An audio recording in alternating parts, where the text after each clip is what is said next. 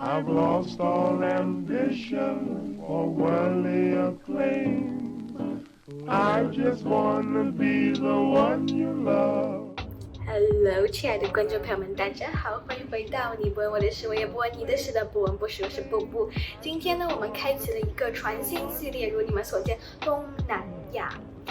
那这个视频呢，就是一个引子，这一个全新系列，这一个非常庞大的系列的引子，我们当然要讨论一些博大精深的问题。没错，我们今天就要讨论的是中华文化。我这个人呢，对于东南亚这片神秘土地的第一印象呢，就是这些人：林俊杰、孙燕姿。那么这些年呢，各种选秀节目层出不穷，大家也得以见识到了东南亚有这样一批优秀的华人歌手，比如说尤长靖、李子婷、闪妮，还有上一期刚刚出来的内内妹妹。那么大家在欣赏他们美妙歌声的同时，是不是也有在思考，为什么东南亚会有这么多的华人呢？为什么他们华人的文化与我们中国人的华人文化有所不同呢？当我们说起中文的时候，我们总会把它跟我们中华民族挂钩。这些年呢，越来越多的人认为中文呢就是中国的文化，只有我们说的中文才是最正统、最正宗的。有一段时间呢 ，B 站有这样一系列的视频特别的火，号称这就是洋人永远看不懂的中国文化。这些人自苦曲、高喝寡言、天长叹，内心的想法呢就是爷的文化逼格最高，你们这些洋鬼子永远都是懂不了的。也是这样一群人会在所谓的文化输出视频里打出这样的弹幕：中国牛逼，中国的文化遍布全世界。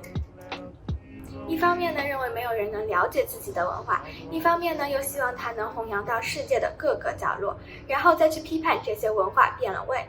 再上演一场古调虽自爱，今人多不谈的自导自演的把戏，烘托出自己壮志难酬、没有人理解的凄凉心情。一群人在一起抱团取暖，你安慰我，我安慰你，宝贝，你是最棒的，就算全世界都与你为敌，我也永远站在你这边。好感动哦！我当然可以大手一挥掷地有声反驳说，不是这样的呀，也有很多西方人懂得中国的文化。2000多年前，很多西方志士来到当时的大清，又有谁没有为初见时的满目疮痍而感到震惊呢？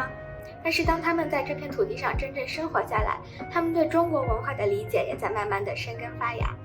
回顾历史，我们不难找到许多比现在的中国人还要了解中国文化的西方人。发明现代汉语拼音的威妥玛，担任京师大学堂校长的丁伟良，创建中国邮政系统主持海关的赫德，无一不是中国文化大师。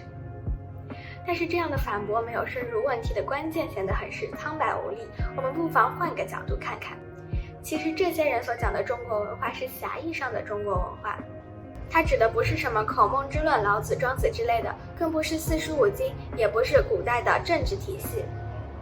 他们若是文化人，可能还相信什么《诗经》、李白、杜甫之类的，但是在快餐文化的现代，很多人爱的只是浅显的表面文章。他们所供奉的中国文化就是两袖飘飘，双耳不闻天下事，山花酿酒，春水见茶的世外桃源。他们所相信的美好生活，就是杨柳依依，人间有味是清欢，琴瑟在御，莫不静好的天府之国。他们喜欢琵琶行，喜欢琵琶弹奏出的大珠小珠，却不想去了解匠人是如何制作琵琶的。他们欣赏兰亭序，欣赏王羲之笔下的流觞曲水，却不想去明白墨师是如何挑选用材的。这样一笔带过、浅尝辄止的喜欢，就好像你看到今天天很蓝，心情很好一样，是不作数的。你当然可以说它进入了你的血脉，是啊，你天天都生活在蓝天之下，它当然是你生活的一部分了。我很喜欢看武侠小说，喜欢它的快意恩仇、肆意潇洒。我还喜欢听古风歌曲，喜欢听它的柔肠百转、铿锵激昂。可是这样的喜欢终究只是欣赏而已。我留恋武侠小说描绘的世界，我沉浸在古风歌曲悠扬的旋律当中，这样很好，可是我又能做些什么呢？当别人问起你，我喜欢中国文化，那你给我讲讲二胡的历史吧，你是不是只能无奈地说我不知道呢？当别人问起你，你喜欢杜甫的《长恨歌》，那3000宠爱在一身的下一句是什么的时候，你是否还能记起呢？或许在喜欢所谓西方人不懂的文化时，你应该先去了解一下这些文化到底指的是什么呢？人类本质上就是对美有所追求的，只是美即使有客观的部分，绝大部分还是主观的想法。西方人和东方人成长的环境确实大相径庭，价值观也颇有不同，因为这个他们确实很难理解东方文化中的那些美丽。而对于这件事情，我们不该抱有的是天哪，你看他们就是不懂的这种态度，是妄下定论、自诩清高的想法。文化之间必然不是相互对立的，而是你中有我，我中有你的。正是为了让他们明白，我们才应该做出创新，做出改变，来吸引更多的人。文化从来就没有正统的样子，它永远都在变化，它随着时代而变，随着人们的喜好而变。